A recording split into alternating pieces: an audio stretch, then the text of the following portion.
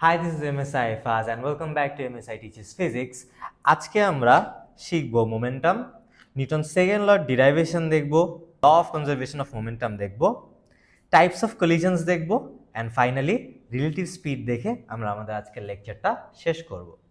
So মোমেন্টামে যদি চলে আসি আমরা, মোমেন্টামের definition is momentum is the product of mass and velocity of an object. এখন আমরা ও লেভেলস থেকে মোমেন্টামের ফর্মুলা শিখে আসছি। মোমেন্টামের symbol P, this is equal to mass M into velocity V. So P is equals to M V করলে আমরা momentum of an object বের করতে পারি। অ্যান্ড আমরা যদি একটু বেজ ইউনিট ডিরাইভেশন করি, ম্যাসের বেজ ইউনিট ইজ কেজি, ভেলোসিটির is metres per second. So আমাদের মোমেন্টামের ইউনিট দাঁড়ায় kg metres per second. Now mass, as we know, is a scalar quantity আর velocity is a vector quantity. একটা scalar কোয়ান্টিটির সাথে যদি একটা ভেক্টর কোয়ান্টিটি আমরা কম্বাইন করি, ওভারঅল কোয়ান্টিটিটা অলওয়েজ একটা ভেক্টর কোয়ান্টিটি হয়ে যায়। So momentum is a vector quantity. Now মোমেন্টামের যে আমরা ডেফিনেশনটা যে দেখলাম, momentum is the product of mass and velocity, এটা দিয়ে মোমেন্টামের খুব একটা ক্লিয়ার আইডিয়া আমরা পাই না। So momentum actually means the difficulty in stopping an object. So একটা অবজেক্টকে থামানো যত বেশি ডিফিকাল্ট হবে, ওর মোমেন্টাম তত বেশি হবে। এখন আপনি চিন্তা করেন, লেটস একটা সাইকেল আর একটা ট্রাক আপনার দিকে আসতেছে সাইমultaneously, সেম স্পিডে আসতেছে। লেটস কাকে থামানো ইজিয়ার, সাইকেলটাকে থামানো ইজিয়ার নাকি ট্রাকটাকে থামানো ইজিয়ার? অবভিয়াসলি সাইকেলকে থামানো ইজিয়ার হবে, রাইট? বিকজ ওর ম্যাস কম। সো যে অবজেক্টটার ম্যাস কম, ওকে থামানো ইজি, উইচ মিনস ওর মোমেন্টাম কম হবে, right? And we can also see this in the formula, যে যদি কারো ম্যাস কম থাকে তাহলে ওকে থামানো ডিফিকাল্ট হবে বিকজ ওর মোমেন্টামও কম হচ্ছে। Now let's go to velocity. দুইটা সাইকেল এবার লেটস সে একটা অনেক হাই স্পিডে মুভ করতেছে আর একটা খুব আস্তে আস্তে মুভ করতেছে। কোনটাকে থামানো ইজিয়ার হবে? যেটা হাই স্পিডে আছে সেটাকে থামানো কি ডিফিকাল্ট, আর যেটা নাকি অনেক আস্তে আস্তে মুভ করতেছে বা যেটার ভেলোসিটি কম, ওকে থামানো ইজিয়ার।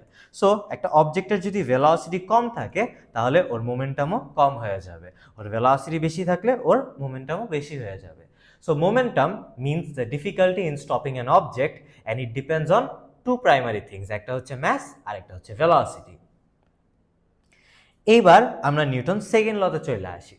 আমরা যখন নিউটনস ল শিখছিলাম, নিউটন ল শেখার টাইমে আমরা সেকেন্ড লতে বেসিক্যালি বলছিলাম যে we have to understand force and acceleration, they are directly proportional to one another. But আজকে আমরা এই সেকেন্ড লটাকে একদম পুরোপুরি ব্রেকডাউন করব। সো নিউটন সেকেন্ড ল বলে যে rate of change of momentum is directly proportional to the force applied. So rate of change of momentum directly proportional to the force applied. এখানে আমরা একটা কাজ করি, আমরা মোমেন্টামে চলে আসি।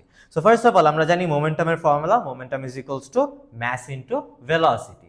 নাও আমাদের যদি ইনিশিয়াল মোমেন্টাম বের করতে হয়, ইনিশিয়াল মোমেন্টামের জন্য আমরা ভেলোসিটির জায়গায় অবশ্যই ইনিশিয়াল ভেলোসিটি ইউজ করব।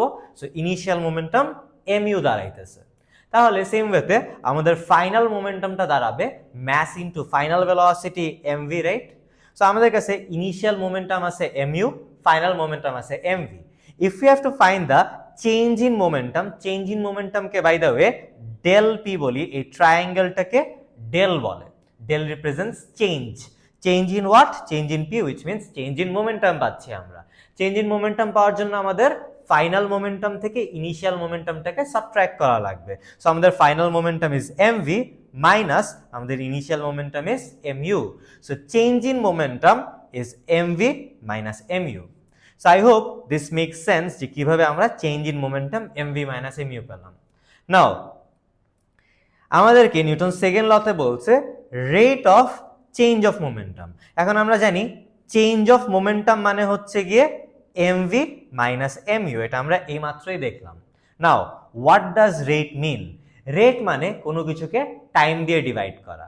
কোনো কিছুকে টাইম দিয়ে ডিভাইড করলে বেসিক্যালি এটা mv minus mu divided by T হয়ে গেল, আর এটাকে আমরা rate of change of momentum বলতে পারি।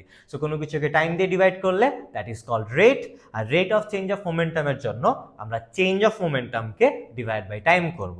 সো আমাদের change in momentum del P লিখছি আমি এখানে, ডিভাইড বাই টাইম দিলাম। This is rate of change of momentum. Now this is directly proportional to the force applied. আমরা যদি চেঞ্জ ইন মোমেন্টামের জায়গায় মোমেন্টামের ভ্যালুটা বসাই দিই, which is mv minus mu, and এখান থেকে যদি mass কে সাবজেক্ট করি it becomes m v minus u by t. now we know m v minus u by t, obviously v minus u by t হচ্ছে অ্যাক্সেলারেশনের formula, so আমরা v minus u by t এর জায়গায় যদি a লিখে দিই এটা f is proportional to ma হয়ে গেল. now if we remove this proportional sign সরাইলে এটা একটা equal to constant k আসবে, right? how do we find the value of this constant? এই constant k এর ভ্যালু বের করতে হলে we have to know the definition of 1 Newton বা the definition of Newton. so the definition of Newton is 1 Newton is the force required to move an object of 1 kg by 1 meters per second square. তার মানে 1 কেজির একটা অবজেক্টকে 1 meters per second square এ move করাইতে আমার যেই পরিমাণ force দেওয়া লাগবে that is known as 1 newtons. so আমরা ওইটা এখন অ্যাপ্লাই করি. সো ফোর্স যখন 1 নিউটন হবে তখন কি হবে, মাস হতে হবে 1 কেজি and acceleration হতে হবে 1 meters per second square. সেখান থেকে আমাদের k এর ভ্যালু কি আসতেছে, k এর ভ্যালু 1 আসতেছে, and obviously এই সামনে 1 লেখা না লেখা is the same thing. তো আমরা যেটা করতে পারি আমরা f is equals to ma লিখতে পারি, বিকজ সামনে এখানে 1টা আর হাইলাইট করে লেখার কিছু নেই, অলরেডি আমরা জানি কিছু না থাকা মানে সামনে একটা 1 আছে. সেখান থেকে আমাদের f is equals to ma ফর্মুলাটা আসতেছে, and এই যে এখানে মাথায় রাখতে হবে f is equals to ma টা আসতেছে আমাদের সেকেন্ড ল থেকে. সো আমরা ডাইরেক্ট সেকেন্ড লর সাথে f is equals to ma relate করতে পারি. So if this makes sense, now we know যে আমাদের k এর ভ্যালু 1. সো আমরা এখানে অ্যাকচুয়ালি যদি একটা ইকুয়াল টু কে বসে, ইকুয়াল টু কে এর জায়গায় আমরা 1 বসাইতে পারি, 1 into mv minus mu by t করলে এটা mv minus mu by t থাকবে. সো আমি এখানে দেখেন এই যে পিঙ্ক কালার দিয়ে একটা লাইন টেনে এখানে লিখছি যে আমরা চাইলে f is equal to mv minus mu by t লিখতে পারি. বেসিক্যালি এটা f proportional to mv minus mu by t ছিল, যেহেতু আমাদের কনস্ট্যান্টের ভ্যালু 1, therefore আমরা f is equals to mv minus mu by t টা লিখতে পারবো. নাও if we move this time to the left hand side of the equation, তাহলে এটা force into time হয়ে গেল, আর force into time equal to mv minus mu হয়ে গেছে. we know mv minus mu আমাদেরকে চেঞ্জ ইন মোমেন্টাম দেয়, so force in time টাও আমাদেরকে কি করবে, এটা আমাকে চেঞ্জ ইন মোমেন্টামই দিবে. আর এই চেঞ্জ ইন মোমেন্টামের একটা স্পেশাল নাম আছে, we call this the impulse of the object. so impulse is basically the change in momentum of an object. and impulse এর formula is kg meters per second. Basically আমাদের মোমেন্টামের যে ইউনিটটা সেটাই আমরা use করি, অথবা ইম্পালসের জন্য ইউনিট নিউটন সেকেন্ডস ইউজ করা হয়. So I hope that make sense. এবার আমরা ল অফ কনজারভেশন অফ মোমেন্টামে চলে আসি. So law of conservation of momentum বলে যে in an isolated system the total momentum before the collision is equal to the total momentum after the collision. Now law of conservation of momentum আমাদেরকে লিখতে দেয়, মানে এটা হচ্ছে একটা question 2 মার্কসের জন্য. সো 2 মার্কসে ইন অ্যান আইসোলেটেড সিস্টেম এই পার্টটা বলার জন্য আমাদেরকে 1 মার্ক দিবে, আর এই যে total momentum before the collision is equal to the total momentum after the collision এটা বলার জন্য আমাদেরকে আমাদের সেকেন্ড মার্কটা দিবে. So law of conservation of মোমেন্টামে জাস্ট খালি আগে ও লেভেলসে যেমন আমরা বলতাম যে total momentum before will be equal to total momentum after, এটা বললেই হবে না, আমাদের ইন অ্যান আইসোলেটেড সিস্টেম এই জিনিসটাও বলতে হবে. And law of conservation of momentum বুঝার আহামরি কিছু নেই, বিকজ এটা আমরা ও লেভেলসও করে আসছি. ইট সেজ যে কলিশনের আগে যে মোমেন্টামটা ছিল, ধাক্কা খেয়ে যখন ওরা ব্যাক যাবে তখন ওদের মোমেন্টামটা এক্স্যাক্টলি সেম থাকতে হবে. ইউনিভার্সে কোনো সময় মোমেন্টাম লস্ট হয় না, সো মোমেন্টাম আগে যা থাকে কলিশনের পরেও মোমেন্টামটা সেমই থাকা লাগে অলওয়েজ. সো এখান থেকে আমরা এরপর আমাদের টাইপস অফ কলিশনসে চলে আসতে পারি. আমাদের টোটাল 3 টাইপস অফ কলিশনস আছে. First type of collision is called a perfect inelastic collision. Now perfect inelastic collision বুঝার একদম সব থেকে সিম্পলেস্ট ওয়ে হচ্ছে, পারফেক্ট ইনইলাস্টিক কলিশনে কোলাইড করার পর অবজেক্টসরা একসাথে মুভ করবে with a common velocity. So কলিশনের পর if two things are moving together আমরা এটাকে একটা পারফেক্ট ইনইলাস্টিক কলিশন বলতে পারি. সো আমরা এখানে একটা এক্সাম্পল দেখতেছি যে একটা অবজেক্ট আছে 1, ওর ইনিশিয়াল স্পিড হচ্ছে u1, আরেকটা অবজেক্ট আছে 2 অ্যান্ড ওর ইনিশিয়াল স্পিড হচ্ছে u2. ধাক্কা খেলো ওরা, ধাক্কা খাওয়ার পর ওরা যদি দেখেন ওরা একসাথে মুভ করতেছে with a common velocity v. So if the objects stick together or if the objects move together আমরা এটাকে একটা পারফেক্ট ইনইলাস্টিক কলিশন বলতে পারি. অ্যান্ড মাথায় রাখতে হবে এনি টাইপ অফ কোলিজনে আমাদের মোমেন্টাম অলওয়েজ কনজার্ভ হতে হবে। So all momentum is conserve, that means momentum before the collision should be equal to momentum after the collision. So momentum before the collision আমরা যদি ওর মোমেন্টামটা বের করি, এটা ওর ম্যাস m1 ইন্টু ওর ভেলোসিটি u1 হবে। সেম ওয়েতে ওর ইনিশিয়াল মোমেন্টাম হচ্ছে m2 u2, this should be equal to the momentum after the collision which is m1 plus m2 into v। আমরা দুইটা ম্যাসেজকে অ্যাড করে নিচ্ছি বিকজ ওদের একটা কমন ভেলোসিটি আছে। m1v প্লাস m2v না লিখে এখানে আমরা vটাকে কমন নিয়ে m1 plus m2 into v লিখতেছি। So I hope that makes sense. So perfect inelastic collision A collide করার পর objects move together. And এখানে kinetic energy is not conserved because initially particles রা খুব high speed এ আসতেছে, ধাক্কা খাওয়ার পর some of the kinetic energy gets converted to thermal energy, right? যেটার কারণে velocity টা lost হয়ে যায়। So kinetic energy conserved হয় না because some of the kinetic energy is transferred to thermal energy or sound energy. Then the relative speed of separation is 0. Relative speed of separation 0 হওয়া মানে the particles will stick together after collision, যেটার কারণে ওদের একটা common velocity v আসবে। So I hope that makes sense. এরপর আমরা চলে আসব partially elastic বা partially inelastic collisions। partially elastic আর partially inelastic collision-এ এই যে as we can see collide করার আগে ছিল এরকম, কোলাইড করার পর they are moving to with different velocities. Particle 1টা মুভ করতেছে v1 দিয়ে, পার্টিকেল 2টা মুভ করতেছে v2 স্পিড দিয়ে। সো যদি কোলাইড করার পর পার্টিকেলসরা ডিফারেন্ট স্পিডস দিয়ে মুভ করে, ডাজন্ট ম্যাটার ডিরেকশন কই যাচ্ছে না যাচ্ছে, যদি ডিফারেন্ট ভেলোসিটিস দিয়ে মুভ করে, we can call this a partially elastic অথবা আ পার্শিয়ালি ইনইলাস্টিক কোলিজন।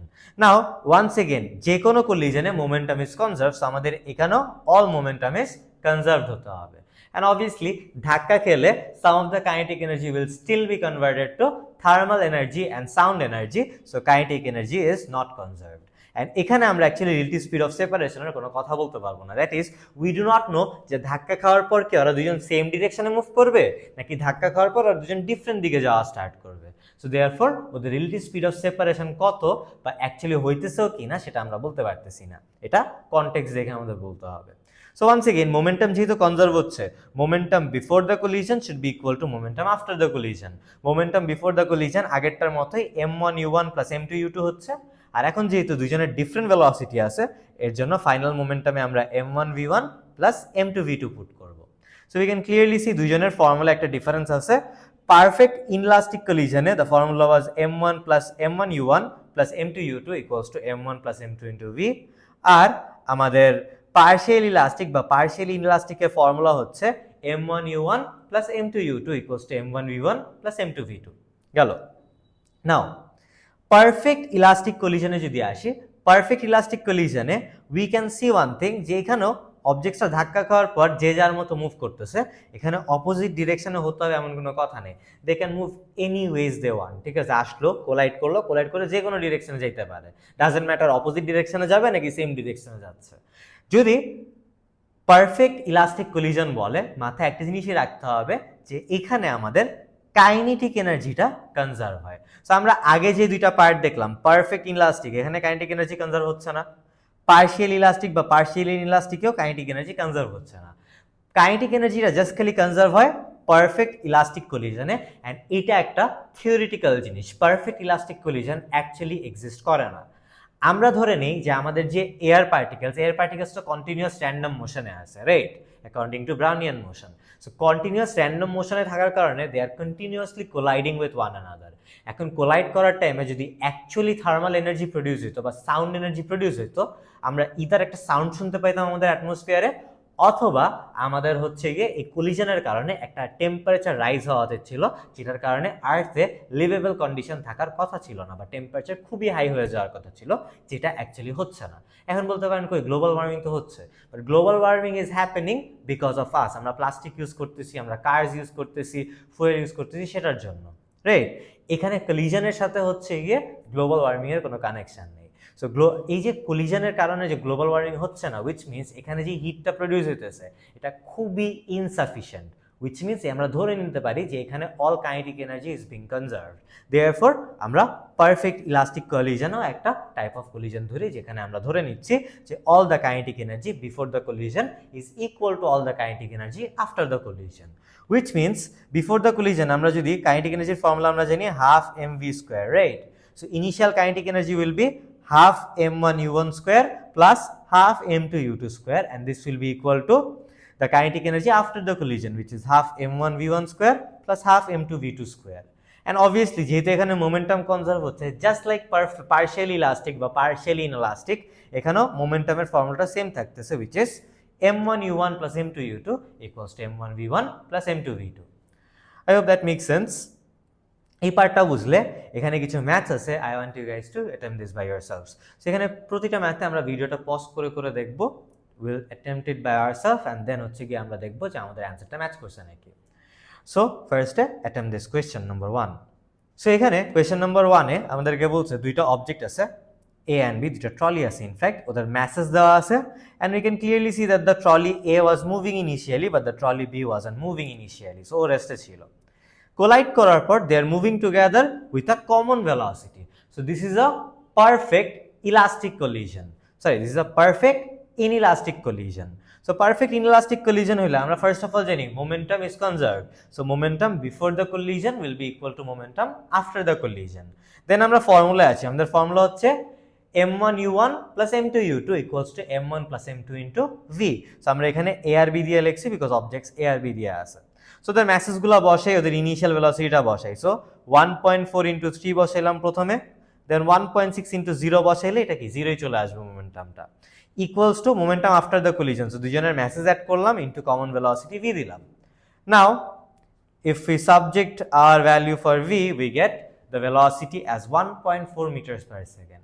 আই হোপ এটা আপনারা সবাই পারছেন, and obviously this is a perfect inelastic collision as the objects stick together after collision. Then second একটা কোয়েশ্চেন আছে, এটা একটা অ্যাটেম্প করবো নিজেরা, এন্ড অ্যাটেম্প করা শেষ হয়ে গেলে let's look into this question. এখানে দেখতেছি দুটো অবজেক্ট ডিফারেন্ট ডিরেকশনে মুভ করতেছে। By the way velocity is a vector quantity, so সামনে আসাকে যদি পজিটিভ ভেলোসিটি ধরি, আমার অবশ্যই পিছে যাওয়াকে নেগেটিভ ভেলোসিটি ধরতে হবে। কোয়েশ্চেনে স্পেসিফিক্যালি ইচ্ছা করে আপনাদেরকে বলবে একটা 6 এ মুভ করতেছে আর একটা অপোজিট ডিরেকশনে 0.9 এ মুভ করতেছে। সো আপনাদের বুঝে নিতে হবে অপোজিট ডিরেকশন মানে ওর ভেলোসিটি -0.9। স্পিড পজিটিভ হতে পারে because speed is a magnitude, ওর কোনো ডিরেকশন হয় না, বাট ভেলোসিটি কিন্তু নেগেটিভ হবে। আর আমরা মোমেন্টামে অলওয়েজ ভেলোসিটি ইউজ করি, কোনো সময় স্পিড ইউজ করি না। সো এখানে আমরা দেখতেছি কলিশন হচ্ছে, এন্ড কলিশন হয়ে they are moving with different velocities, they are not moving together. So momentum before the collision equals to momentum after the collision. এটা একটা লেটস সে পার্শিয়ালি ইলাস্টিক বা partially elastic collision. So formula হবে m1 u1 plus m2 u2 equals to m1 v1 plus m2 v2। আমরা a আর b দিয়ে লিখছি because objects a আর b এর আছে, এন্ড দেন জাস্ট খালি ভ্যালুসগুলো বসাই দিতে হবে। a এর ম্যাস ইনটু a এর ভেলোসিটি প্লাস b এর ম্যাস ইনটু b এর initial velocity equals to a এর mass into velocity of a, যেটা বের করতে হবে আমাদের, প্লাস b এর ম্যাস ইনটু b এর ফাইনাল ভেলোসিটি which is 4.5। এখান থেকে যদি আমরা va কে সাবজেক্ট করি, we get va as 4.2 meters per second, and we can say this is a partial elastic বা partial inelastic collision because perfect elastic কলিশনের যে জিনিসটা, সেটা একটা থিওরিটিক্যাল ভ্যালু। ট্রাকস বা লরিজ কোলাইড করলে ইউজুয়ালি পারফেক্ট ইলাস্টিক কলিশন হওয়ার chances নাই বা খুবই কম, বাট স্টিল যদি কনটেক্সটে দিয়ে দিত তখন আমরা ইউজ করতাম, বাট আপাতত আমরা ধরে নিব এটা একটা পার্শিয়াল ইলাস্টিক বা পার্শিয়াল ইলাস্টিক কলিশন ছিল। যাই হোক, দেন এই ম্যাথটা যদি একটু আসে, এই ম্যাথটা একটু আগে দেখেন, এই ম্যাথটা কি অ্যাকচুয়ালি করা পসিবল নাকি? আমার এখানে দুইটা অবজেক্ট আছে, পিছনের অবজেক্টটা ইজ মুভিং উইথ স্পিড 2, সামনের অবজেক্টটা is moving with speed of 3। সামনের অবজেক্টে যদি স্পিড বেশি থাকে, পিছের অবজেক্টটা কি এসে কোনো সময় ওর সাথে কোলাইড করবে না তো, রাইট? সো দেয়ারফর এখানে অ্যাকচুয়ালি মোমেন্টামের কোনো পার্ট আসবে না, বিকজ মোমেন্টাম আসতে হইলে আমাদের অবশ্যই কলিশন থাকতে হবে। আমাদের এখানে কোনো কলিশনের পার্ট নেই, সো দেয়ারফর এখানে মোমেন্টামের কোনো পার্ট নেই। সো আমরা বলবো they do not collide as the speed of B is greater than the speed of A. So collision না হলে there will be no momentum. Now this question is a bit tricky, আমি একটু concept আগে বুঝাই দিই। We can see আমাদের এখানে দুটো অবজেক্ট আছে, একটা হচ্ছে গিয়ে ট্রলি এ, একটা হচ্ছে ট্রলি বি, দুইজনেরই ম্যাস দেওয়া আছে আমাদেরকে। দুজনকে আমরা একটা রাবার ব্যান্ড দিয়ে আটকায় রাখছি। সো আটকায় রাখলে ওরা ইনিশিয়ালি রেস্টে আছে, তার মানে ইনিশিয়াল স্পিড দুইজনের জন্যই আমরা 0 বলতে পারি, রাইট? নাও যেহেতু এখানে একটা নর্থ এখানে একটা নর্থ দেওয়া, নর্থ নর্থ আমরা জানি কি করে, ওরা রিপেল করে, রাইট? সো রিপেল করলে আমরা যখন নাকি রাবার ব্যান্ডটাকে খুলে দিব, রাবার ব্যান্ডটাকে খুলে দিলে একটা কলিশন হবে, because they are repelling one another. আর এই কলিশনের কারণে একজন এইদিকে মুভ করবে আর একজন এইদিকে মুভ করবে, সো যদিও দুইজন দুই ডিরেকশনে মুভ করা স্টার্ট করতেছে। Now the question is, B move করতেছে with a positive velocity of 4 meters per second. We have to find the velocity of A, or the velocity with which A starts to move, right? Now how do we find this velocity? Pause করেন, try করেন, and then let's look into the solution. So let's look into the solution. আমাদের এখানে obviously যেহেতু অবজেক্টসরা initially rubber band দিয়ে পেঁচানো ছিল, initially ওরা রেস্টে ছিল। রেস্টে থাকলে আমরা first of all obviously momentum before equals to momentum after লিখলাম। যেহেতু ইনিশিয়ালি দুইটা অবজেক্টই রেস্টে ছিল, সো ওদের দুইজনের মোমেন্টামই 0 হয়ে যাবে, বিকজ আমরা মোমেন্টামের ফর্মুলা শিখছি mass into velocity. If the velocity is 0 then the whole momentum become 0। So initially দুইজন রেস্টে থাকার কারণে মোমেন্টাম বিফোরটা আমাদের 0 থাকবে। অ্যান্ড মোমেন্টাম আফটার দ্য কলিশনের জন্য আমরা 0.9 ইন্টু 4 করলে বি এর মোমেন্টাম পেয়ে যাব, প্লাস এর মোমেন্টাম পাওয়ার জন্য ওর ম্যাস ইন্টু ওর ভেলোসিটি ভি, এটাকে আমরা লিখবো, লিখে we are gonna subject V A. So V A subject করলে উইল সি যে আমাদের ভেলোসিটি অফ এ আসতেছে -3 meters per second। নেগেটিভ এখানে বুঝাইতেছে যে অবজেক্টটা will move in the opposite direction. আমরা ইনিশিয়ালি যেহেতু এটাকে পজিটিভ ধরছি, সো ব্যাক যদি যায় উইথ -3, তার মানে ও ইন দ্য অপোজিট ডিরেকশনে মুভ করতেছে। So if this make sense, now let's move into the next topic, which is relative speeds.